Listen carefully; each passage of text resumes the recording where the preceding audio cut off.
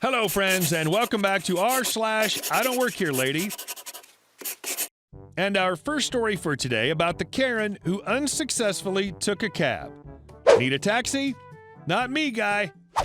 But before we start, if you're new here, don't forget to subscribe to the channel and turn on notifications so you don't miss a new video every single day. This is a sort of IDWH story, but no lady. I'm a musician. I play in function and covers bands, doing weddings, parties, and so on, in bars, hotels, pretty well any place that people ask us, really, as long as they pay us and we consider we're likely to survive the experience. As I'm out working late at night and usually in licensed premises, I encounter a number of drunk/stupid/entitled people along the way. It's par for the course, and they're usually not too much of a problem, but there are always exceptions. One evening some years ago, I was playing in a function room in North London. There were 2 bands booked that night, plus a DJ. Ours was a late finish. We were the final band on, and our set began at midnight and ended at 3 in the morning. We played there quite regularly, so knew the score. The gig itself went fine, and everyone enjoyed themselves. We finished our set and packed up our gear, while the staff began to shoo the customers out and clear up the venue in preparation for closing. As it was the middle of the night and there were few, if any, buses or public transport running, those who'd not arrived in their cars had to find a taxi to take them home. There was always a queue of taxis outside the front doors, plus a scrum of people trying to get into them as there were never enough cars to go round. There was no queue, it was every man and woman for himself. The door staff did their best to try to keep order, but it was a bit of a melee. By the time we'd packed away, we were all ready to load our kit into our vehicles, and most customers had left, leaving the stragglers who'd not managed to find a taxi. I left my equipment by the door just inside the venue and went to fetch my car from the car park across the street. As I played the bass, I had 2 large speaker cabinets. This was before the days of compact, lightweight bass amplification, 2 flight cases containing my instrument and amplifier, and another case full of cables and accessories, plus a couple of lights and part of the PA system. I drove a Volvo Estate, about the only vehicle that would accommodate the amount of stuff I had to transport. I parked outside the front door and went in to collect my stuff. I wheeled the first of my speaker cabs out to find 3 people sitting in my car.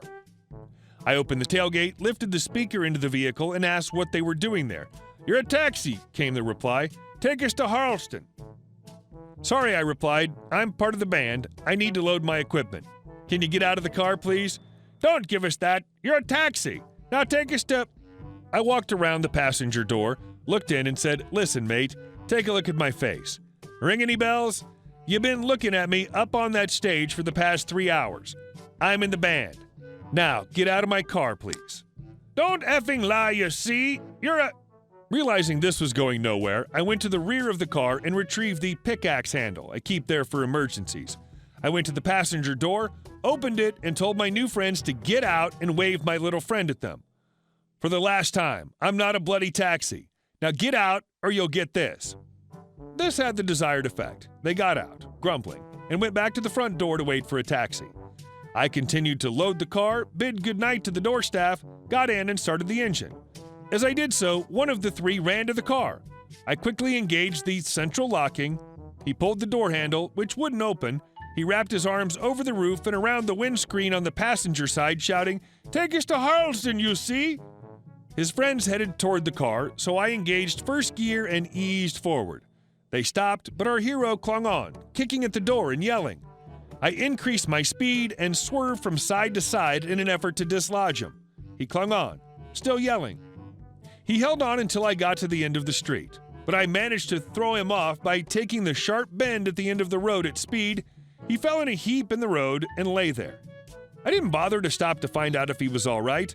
The Lord watches over drunks and little children. Horrible wedding guest. Sorry if this doesn't belong here, but I think it might fit. When I was in college, I worked for an independent catering company that mainly did weddings.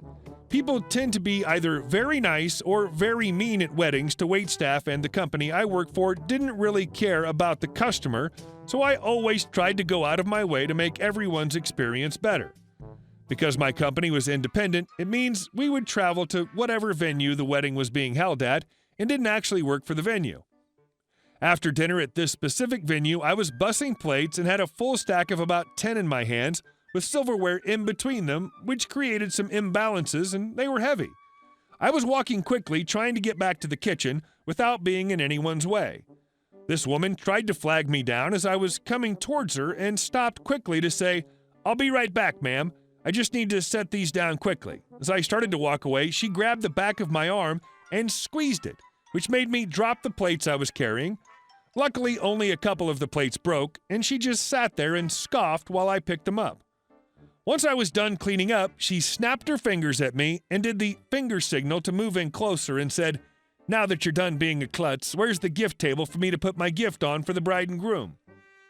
I was so taken aback that she would talk to me this way. I explained to her that I only worked for the catering company and wasn't sure about where the venue had set that station up. She responded by saying, "Well, you need to do your job and find out then, don't you?" She said this in the most condescending tone I've ever heard. Now, normally if a guest was nice, I would have been more than willing to go find the wedding planner and ask. But not this time. At this point, I was done being treated poorly at my job by guests and my bosses, and it was one of those moments I didn't really care if I got fired or not. So I got on my knees and started bowing to her, saying, "Yes, master. Of course, master. Anything for you, old great one." She was pissed, and her husband was mortified. I got up, looked around the room, and from where she was sitting, I could see the table with gifts on it. I pointed and said, "I think it's over there. You can see it from where you're sitting. And I hope that no one ever talks to you, or your kids if you have them, like you talk to me." At this point, she was speechless and seemed embarrassed. Her husband mouthed, "I'm sorry" to me, and they left shortly after. I didn't get fired, but I chose to quit a couple weddings later, after some more unfortunate events. Yell at me for wanting to fix your PC? Okie dokie then. First off, I'm on mobile, so sorry before I start. Let it be known I'm using my phone to type this up. Anyway, I'm the head of IT for a large line of dealerships in West Tennessee. These dealerships deal with the government a lot, mainly selling cars and stuff to police and emergency services. Because of this, our cybersecurity staff has to be tight as a barrel and locked down, which I usually do very well. I also have a coworker who we'll call C. She's in her early 60s, has smoked most of her life, and has a thick trailer park accent. Her skin looks like yellow paper, and she drinks nonstop. Her job is to run the cashier desk because her husband is the GM of the main dealership. It was last Tuesday that I noticed an error from C's computer. Now, her computer handles all the credit cards, and if it gets a virus, it gets first priority. So I run a scan on the computer, and lo and behold, she has a virus that's funneling data out like a hole in a bucket. I go to talk to her and let her know I need to fix her computer. Here's the conversation. C. Grumble. Me. "Hey, C, I'm going to need to fix your computer. You've got a virus." C. "What? No, you don't have the authorization to touch my computer." Me. "I'm the head of IT. I can do what I need when needed." C. "No, you effing can't. I'll talk to my husband."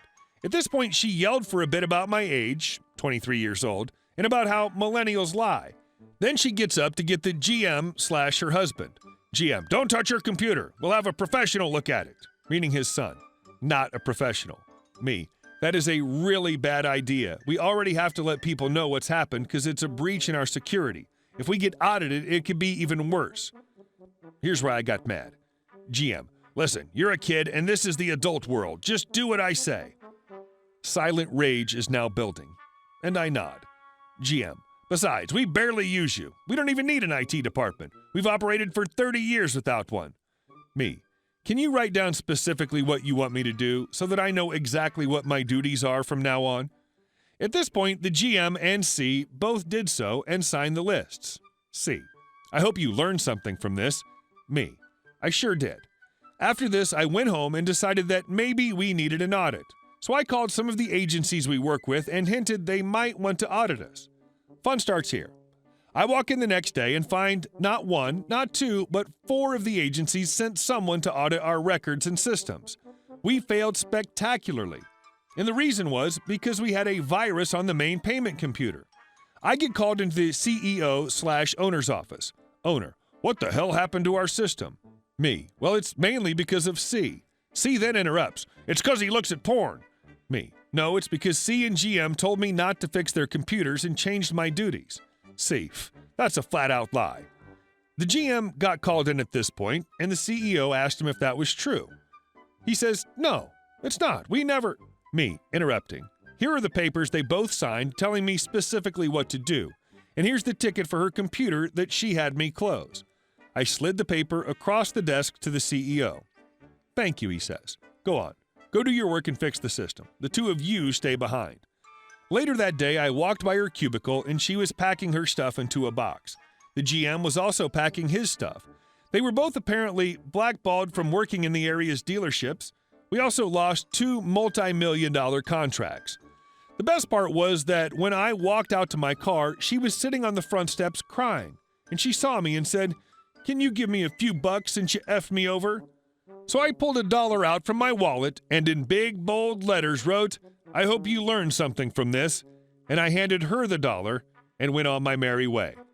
I hope you learned something from this. Somebody get them aloe vera because that was a hell of a burn. And a huge thank you to all of you for watching this video to the end, and I'll see you in the next one.